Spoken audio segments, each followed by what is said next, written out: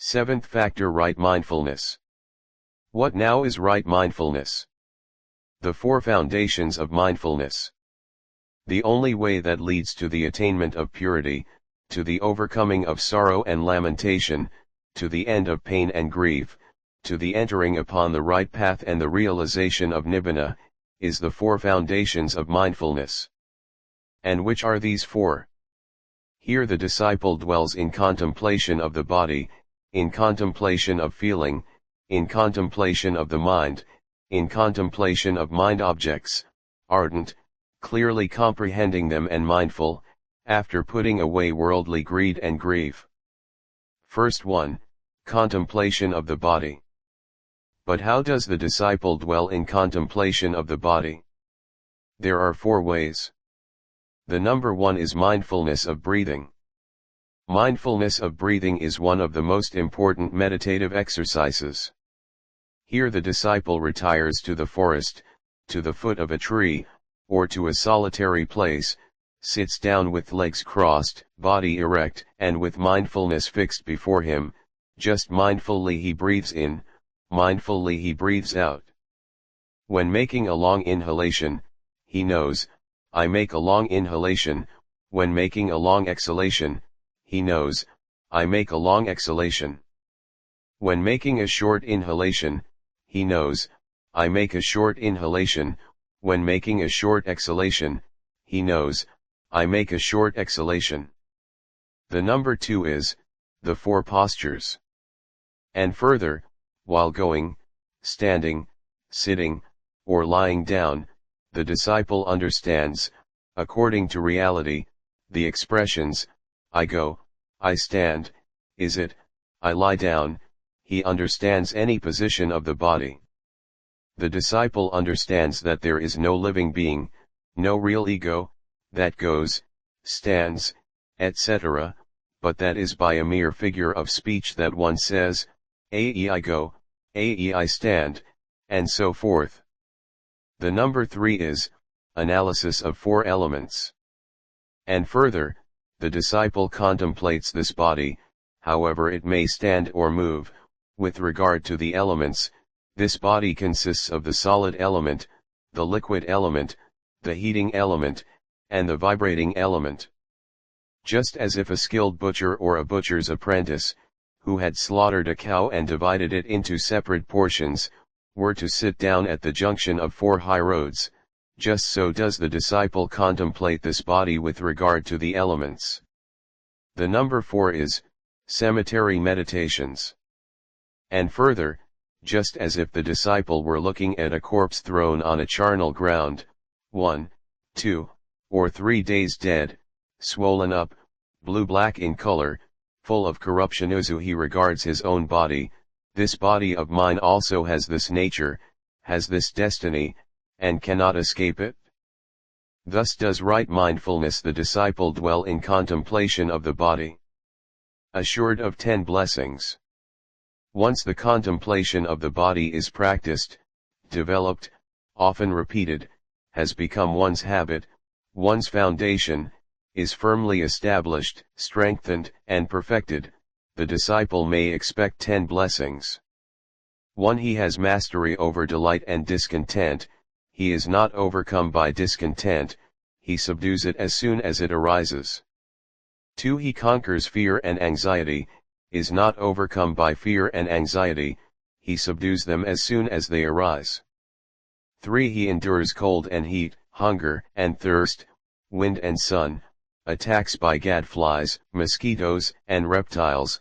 Patiently he endures wicked and malicious speech, as well as bodily pains that befall him, though they be piercing, sharp, bitter, unpleasant, disagreeable, and dangerous to life.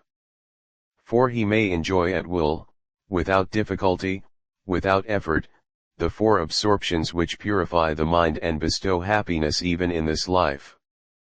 5. He may enjoy the different magical powers. 6. With the heavenly ear, purified and superhuman, he may hear both kinds of sounds, the heavenly and the earthly, the distant and the near. 7. With the mind he may obtain insight into the hearts of other beings, of other persons. 8. He may obtain remembrances of many previous births. 9. With the heavenly eye, purified and superhuman, he may see beings vanish and reappear, the base and the noble, the beautiful and the ugly, the happy and the unfortunate. He may perceive how beings are reborn according to their deeds. 10. He may, through the cessation of passions, come to know for himself, even in this life, the stainless deliverance of mind, the deliverance through wisdom. 2. Contemplation of feelings. But how does the disciple dwell in contemplation of feelings? In experiencing feelings, the disciple knows, I have an agreeable feeling, or, I have a disagreeable feeling, or, I have an indifferent feeling, or, I have a worldly agreeable feeling, or, I have an unworldly agreeable feeling, or, I have a worldly disagreeable feeling, or, I have an unworldly disagreeable feeling, or, I have a worldly indifferent feeling, or, I have an unworldly indifferent feeling. Thus he dwells in contemplation of feelings, either with regard to his own person, or to other persons, or to both. He beholds how feelings arise, beholds how they pass away, beholds the arising and passing away of feelings. Feelings are there, this clear awareness is present in him to the extent necessary for knowledge and mindfulness, and he lives independent, unattached to anything in the world. Thus does the disciple dwell in contemplation of feelings. The disciple understands that the expression I feel has no validity except as a conventional expression. He understands that, in the absolute sense, there are only feelings, and that there is no self, no experiencer of feelings. 3. Contemplation of the mind. But how does the disciple dwell in contemplation of the mind? Here the disciple knows the greedy mind as greedy, and the not greedy mind as not greedy, knows the hating mind as hating, and the not hating mind as not hating, knows the deluded mind as deluded, and the undeluded mind as undeluded. He knows the cramped mind as cramped, and the scattered mind as scattered, knows the developed mind as developed, and the undeveloped mind as undeveloped, knows the surpassable mind as surpassable, and the unsurpassable mind as unsurpassable, knows the concentrated mind as concentrated, and the unconcentrated mind as unconcentrated, knows the freed mind as freed, and the unfreed mind as unfreed. Citta, mind, is here used as a collective term for the cittas, or moments of consciousness. Citta, being identical with or consciousness, should not be translated by thought. Thought and thinking correspond rather to the verbal operations of the mind, thought conception, and discursive thinking. Thus he dwells in contemplation of the mind, either with regard to his own person, or to other persons, or to both. He beholds how mind arises, beholds how it passes away, beholds the arising and passing away of mind. Mind is there, this clear awareness is present in him to the extent necessary for knowledge and mindfulness, and he lives independent, unattached to anything in the world. Thus does the disciple dwell in contemplation of the mind. Thus he dwells in contemplation of the mind, either with regard to his own person, or to other persons, or to both. He beholds how mind arises, beholds how it passes away, beholds the arising and passing away of mind.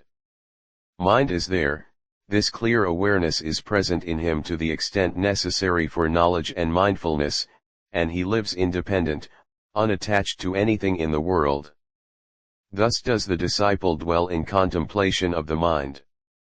4. Contemplation of mind objects. But how does the disciple dwell in contemplation of mind objects?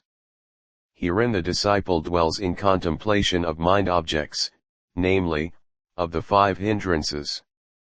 The 5 hindrances. He knows when there is lust in him, there is lust in me, knows when there is anger in him, there is anger in me, knows when there is torpor and sloth in him, there is torpor and sloth in me, knows when there is restlessness and mental worry in him, there is restlessness and mental worry in me, knows when there is doubt in him, there is doubt in me. He knows when these hindrances are absent in him, these hindrances are absent in me. He knows how they come to arise, he knows how, once arisen, they are overcome, and he knows how they do not arise again in the future. For example, lust arises through unwise thinking on the agreeable and delightful.